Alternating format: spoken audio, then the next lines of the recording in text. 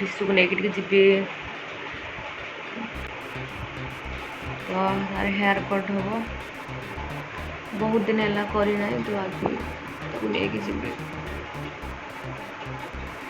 तो आपण ये देखो बाबा माछ आनी तो ताकू मुझे केलेबी तो आपण मैंने देखो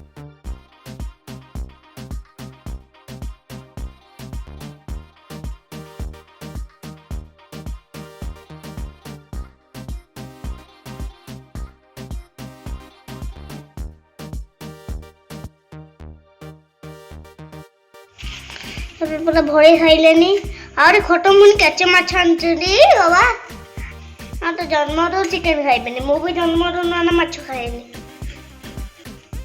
बाबार मटन मो भी मटन नुहे केटा माछ आइगला दिए पटा खाउतो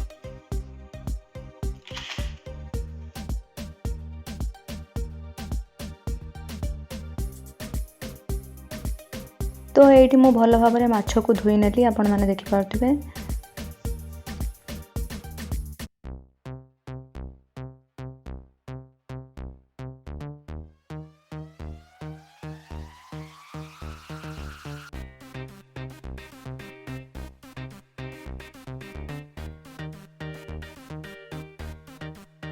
तो आपण मैंने केमती अच्छी तो ये देखो बाबा माछ आनी तो आपण मुझे माछर रेसिपी शेयर करी केमती कौन माछ मु रोसई करे एक्चुअली माछर ना जानी कि माछ माने देसी माछ सब ना जानी बाकी गोटे दुटा माछ जानी जमती कि पहणा आ गोटे तीन गुणिया माछ आसे जो फेरिकी माछ बाकी माछ मोर आइडिया ना ये कौ माछ कहि परिबेनी बाकी मु रोसई करुची तो आपण मानकु से माछर रेसिपी देखेबी केमती कौन मु करे तो आपण मैंने चलते मो सहित आउ एंजॉय करते वीडियो टी रिसु अंडा धरिकी पलि आसलानी सी तार अंडा कौची आमलेट कर दियो तो तार अंडा आमलेट करनेबी मु तो मु प्रथमे भल भाव में माछ को धोई नहीं ताकू लुण हलदी ऐड कली तो ताकू भल भाव में गोले नेली चलतु कढ़ई बसई नवा तो कढ़ई की मु गैस रे बसई नेली तो देखि पारुथिबे एबे कढ़ई भल से गरम हैला परे तो तेल पकई नेली तो माछ खाइबिनी बाकी माउस भी खाइबनी तो बाबा एकुटिया खाइबे बाकी मु रखीदेवी काली पाई तो सब तो बाबा खाई परिबेनी तो रिसुर अंडा आमलेट करने भी से खाई नब बाकी मो माछ को फ्राए करने भी बाबा खाइबे तो चलतु मो सहित पूरा वीडियो टी एंजॉय करंतु केमिति लागला निहाती भाव में कहबे तो आसतु मुझे एक्चुअली कढ़ा गरम करुँची तो ये देखु तो एपटे भी मु भात बसई नहीं प्रेसर रे तो आसतु मो सहित वीडियो टी एंजॉय करंतु तो देखु मुझे तेल पकई नेली एबे तेल बहुत भल भाव में गरम हो जाइए तो मु माछ को छाड़िली तो देखि पारुथिबे बहुत छोट छोट माछ आनी बाबा तो से मो मझिरू कट कलिनी गोटा भाजिली तो देखि पारुथिबे केते छोट छोट माछ तो एबे देखंतु माछ भजा रेडी हो गला माछ भल से भाजी हो गला तो ये मु करी नहीं टमाटो को ग्राइंडिंग कर नहीं अदा रसुण पियाज जीरा लंका ताकू भी मु ग्राइंडिंग कर नहीं तो एबे मु रुटी बनई नेबी तो ए देखंतु लुण पकई देछि तो एबे अटा चकोटी भी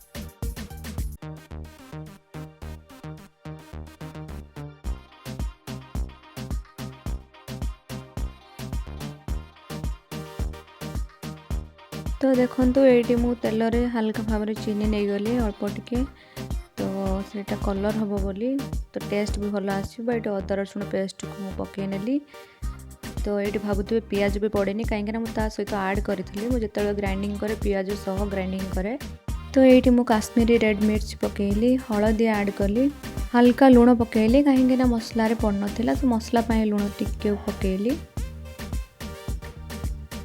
तो आप जानते 2 टंकिया गरम मसला बहुत टेस्टी होता है। जिते बेले भी मुझे जो मसला पकाए 2 टंकिया गरम मसला पकाए कहीं मत पर्सनाली बहुत भल लगे, मत लगे कि तार टेस्ट चेंज कर दिए। तो हल्का भाव में पानी टिके पकई नेली। तो ये देखो मु टमाटो को ग्राइंडिंग कर रखी तो ताको ऐड कली।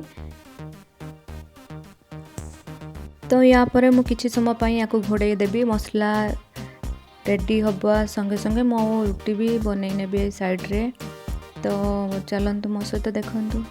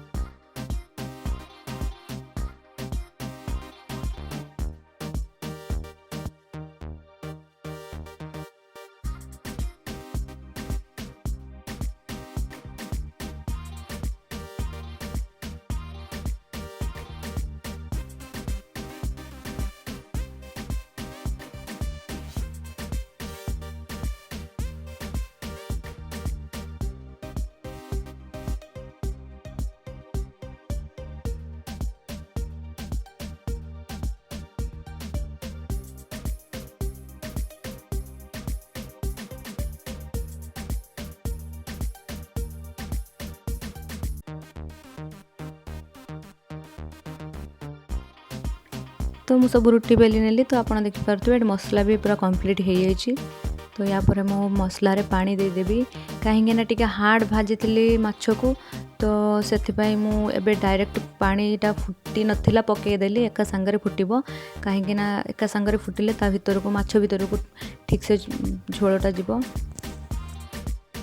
ऑलरेडी तावा गरम हो जाए। तो आप देखिपे गोटे रुटी पकेली एका सांगरे 4टा रुटी करी कहीं जल्दी जल्दी हो। तो आप देखुवे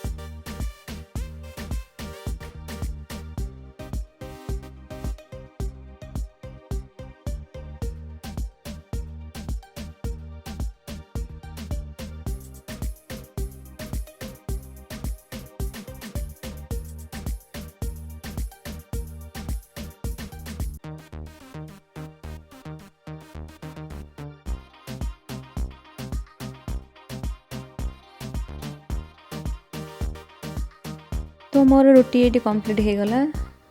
तो अबे देखंतु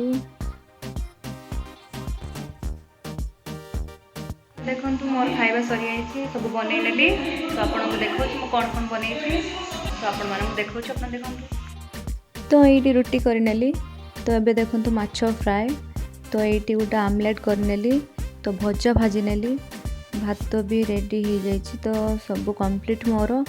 तो एबे बाबा आसले खाइबे टिके लेट रे। तो रिसु भी ट्यूशन होउछि।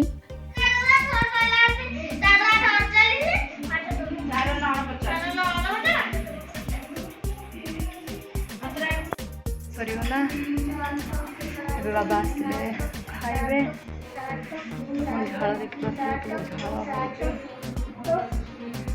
ଗ୍ୟାସ୍ ବସିଗଲି। ଏଇଠି ରିସୁ ପଢ଼ୁଛି।